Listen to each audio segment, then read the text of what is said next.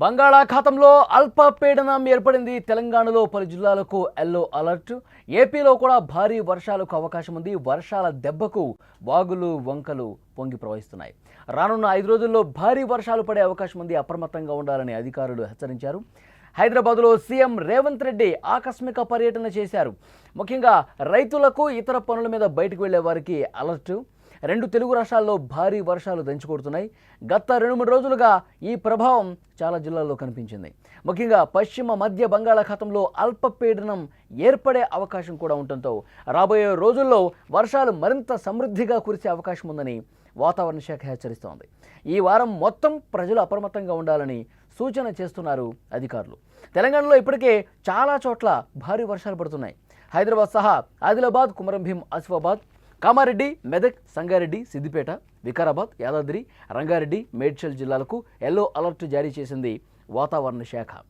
August 13 నుంచి 16 వరకు తెలంగాణతో పాటు ఏపీలో కూడా భారీ నుంచి అతి భారీ వర్షాలు కురిసే అవకాశం ఉందని అధికారులు చెప్తున్నారు. గత 2-3 రోజులుగా హైదరాబాద్లో ఎడతెరిపి లేకుండా వర్షాలు పడుతున్నాయి. సోమవారం కూడా వర్షం పడే అవకాశం ఉందని వాతావరణ శాఖ అంచనా వేస్తోంది.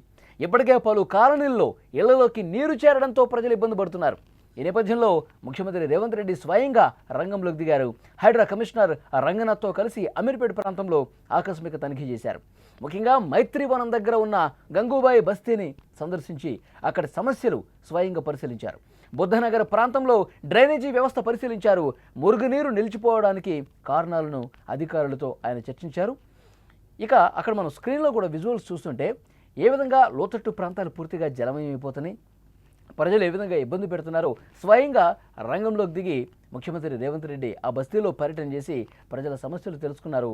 ఎక్కడైతే వాటర్ ఎక్కువగా నిలిచిపోతాయి, ఎక్కడైతే లోతట్టు ప్రాంతాలు పూర్తిగా నీట మునిగి ఇళ్లలోకి వాటర్ వచ్చేస్తున్నాయి, ఎక్కడైతే బస్తీలో ప్రజలు ఇబ్బంది పడుతున్నారో వాటన్నిటిని క్షుణ్ణంగా తెలుసుకున్నారు. ఈ వాటర్ ఎందుకు నిలిచిపోతుంది, ఎందుకు సాఫీగా పోలేకపోతుంది, ఎందుకు ఇక్కడ ఇబ్బంది ఏర్పడుతుంది, వీటిని సెటిలైట్ చేయడానికి ఏం చేయాలి, ఇవన్నీ కూడా అధికారులతో సమాచారం తెలుసుకుంటున్నారు. ఒకటన త్వరితగతిన ఈ సమస్య పరిష్కారం కావడానికి ఏం చేయాలన్న విషయాన్ని కూడా అధికారులతో ఆయన పంచుకున్నారు. అధికారులకి దిశానిర్దేశం చేశారు ముఖ్యమంత్రి రేవంత్ రెడ్డి. ఇక ఆంధ్రప్రదేశ్ విషయానికి వస్తే దక్షిణ కోస్తాంధ్ర మీదుగా ఉపరితల ఆవర్తనం కొనసాగుతోందని విపత్తుల నిర్వహణ సంస్థ పేర్కొంది. ఈ ప్రభావంతో ఈరోజు రేపు రాష్ట్రంలో పలుచోట్ల పిడుగులతో కూడిన తేలికపాటి నుంచి మోస్తరు వర్షాలు కురిసే అవకాశం ఉంది. వర్షాలు కురిసే సమయంలో చెట్ల కింద శిథిలావస్థలో ఉన్నటువంటి భవనాలు హోర్డింగ్స్ వద్ద ఉండకూడదని హెచ్చరించింది. బుధవారం నాటికి పశ్చిమ మధ్య బంగాళాఖాతంలో అల్పపీడనం ఏర్పడే అవకాశం ఉందని చెప్పింది. ఈ ప్రభావంతో బుధ గురువారాల్లో దక్షిణ కోస్తాలో మోస్తరు నుంచి భారీ వర్షాలు కురుస్తాయని చాలా స్పష్టంగా అధికారులు చెప్తా ఉన్నారు. నిన్న తెలంగాణ వ్యాప్తంగా భారీ వర్షం పడింది. నిర్మల్ జిల్లా అక్కాపూర్లో ఏకంగా 11.05 సెంటీమీటర్ల వర్షపాతం పడింది. అలాగే సూర్యాపేట జిల్లా ఫణిగిరిలో 8.93, ఆదిలాబాద్ జిల్లా ఇచ్చోడలో 7.28, వరంగల్ జిల్లా దుగ్గొండలో 6.70 సెంటీమీటర్ల వర్షం అక్కడ పడింది. ఇక చాలా చోట్ల రోడ్లు, వాగులు, వంతెనలు పొంగి పొర్లుతున్నాయి. గ్రామాల నుంచి జిల్లా కేంద్రాలకు రాకపోకలు పూర్తిగా నిలిచిపోయాయి. అత్యవసర వైద్య సహాయం అవసరమైనటువంటి గర్భిణీలు, దీర్ఘకాలిక రోగులు, అలాగే సరుకు రవాణా చేసే వారికి ఇది చాలా ఇబ్బందిగా మారింది.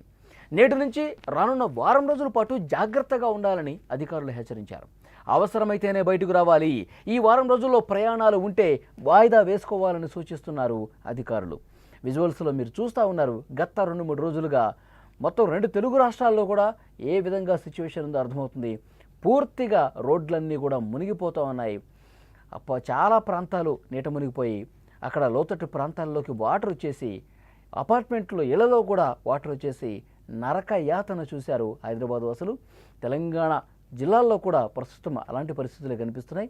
వాగులు వంకలు పొంగి ప్రవహిస్తున్నాయి. ఎందుకంటే ఏకబిగిన కొన్ని గంటల పాటు కురుస్తున్నటువంటి వర్షం వల్ల ఇలాంటి పరిస్థితి ఏర్పడింది. అక్కడ స్థానిక అధికార యంత్రాంగం ఎక్కడ ఎలాంటి ఇబ్బంది ఉన్నా వేగంగా స్పందిస్తూ ఉన్నారు. నిలిచిపోయిన వాటర్ని బయటకు పంపించేస్తూ ఉన్నారు. విజువల్స్లో కూడా చూస్తూ ఉన్నాం. అధికారులు అప్రమత్తంగా ఉన్నారు. అయితే పశ్చిమ మధ్య బంగాళాఖాతంలో అల్పపీడనం ఏర్పడే అవకాశం ఉన్న నేపథ్యంలో బుధవారానికి వర్షాలు తీవ్రస్థాయికి చేరతాయి. ఇంకా 1-2 రోజుల్లో అతి భారీ వర్షాలు కురిసే అవకాశం ఉంది.